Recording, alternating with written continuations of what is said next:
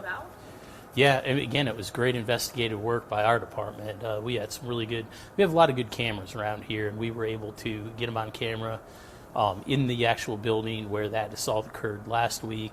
And when we did that, we were able to, through the miracle work that they do, figure out that he was actually the suspect in the case. How concerning is it that, we've had the same person commit crimes at the same spot, multiple, just within a week of each other? How concerning is that? Well, it's extremely concerning, especially, I'm a dad who has a child at App State, so I can relate absolutely 100%. And, so it is concerning. Now, the thing that makes me happy is that we were able to very quickly identify who the person was, and we were very quickly able to, detain them. And especially it's because of the working relationship that we in Raleigh and Wake County helped us with a canine track last night. So through that great collaboration is really how this crime got solved, by all of us working together for a common goal. Did he have any connection to the university that you know of? Again, I'd have to double check on that. Right now it's unknown. Okay. Yeah. And you are right. Last night's victim was a student. The one from last week, they were not affiliated. Yeah, that's what I think. This happened right down the street from the police department on campus. You know just how brazen one would have to be to obviously commit this crime to begin with, but so close to where our base here. Yeah, and that is assuming he knew we even had a police department, and it was here. But it's a public campus. We constantly have people come in and off from Raleigh. Now we're luckily most of the time we're fairly insulated. Really for the some of the crime that happens around us, we tend to be really insulated. So, and for that we're grateful. But the other part of that same argument is that people tend to be complacent and they forget. The one that happened last week, suspect actually what we call tailgated in. So somebody went open the door, somebody walked in right behind them. The suspect did. So that happens a lot on this campus. So that's where we ask our students, faculty and staff for that matter, and visitors, to please don't let anybody in that doesn't have an ID card to get in, unless it's a public space, of course. But those are some of the things that we recommend. And then the other thing is just be ever vigilant. Always have a plan when leaving your residence to go to your car or whatever it is. Pick a good path, pick a lighted path, walk with a friend, even get on the phone and call somebody. So you're on the phone talking to somebody, let them know this is what you're doing before you do it. Just have a plan in place. Do you know how many sexual assaults you've had reported this semester? It seems like there's been a few in just the last couple of weeks. And what is the campus doing to step up security to make students feel safer? Well, I think we're trying to be ever vigilant in working the campus, identifying people that just are out of place. Again, it's a public campus, so it's just really hard to pick and who is out of place and who isn't. But we really try to work hard. If something just doesn't look right, it's not that there's nothing that stops us from getting out, stopping, talk to somebody and saying, hey, what's going on, and ask.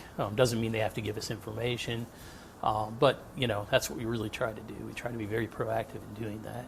As far as how many, I couldn't answer right at the moment. I'd have to actually look it up and get you that information. I know you mentioned the university has been largely insulated. These are happening close to the edge of campus where theoretically someone can run off and it becomes more difficult where you have to have multiple agencies involved. Can you walk us through the collaboration you do have with Raleigh Police, especially when you're on the edge of campus near Gorman Street, when it comes to just kind of establishing a presence, whether it's with NC State Police or Raleigh Police? Yeah, we got a really good working relationship. Our jurisdiction technically ends at the middle of the street and the streets that surround us, and any campus, any property that we own or lease. But we actually have a expanded mutual aid agreement with the city of Raleigh. So we actually, for certain things, have citywide jurisdiction, so we're able to go out and assist them, and they assist us.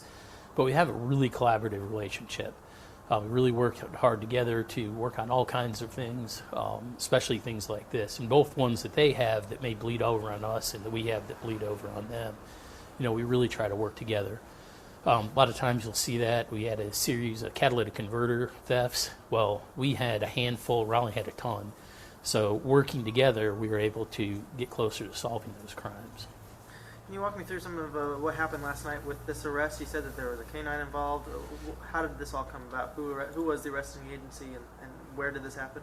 Yes, absolutely. So we had requested, because we requested canines from whoever was available.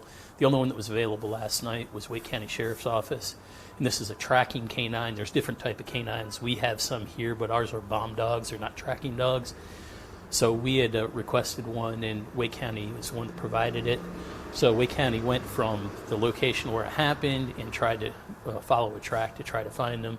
That track was unsuccessful, and it turns out it was just the length of distance that the person went. And because of the traffic that ran over the path that the suspect walked.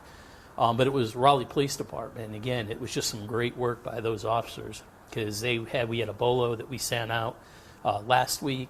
So they were armed with that, and they're armed with a description today, or last night, early this morning. And they went out and were able to identify the subject, find them, verify that it was indeed the person we had the warrants on. It was just great work. They just did a good job. And it was located, it was off campus, about 2 miles. I forget the name of the road.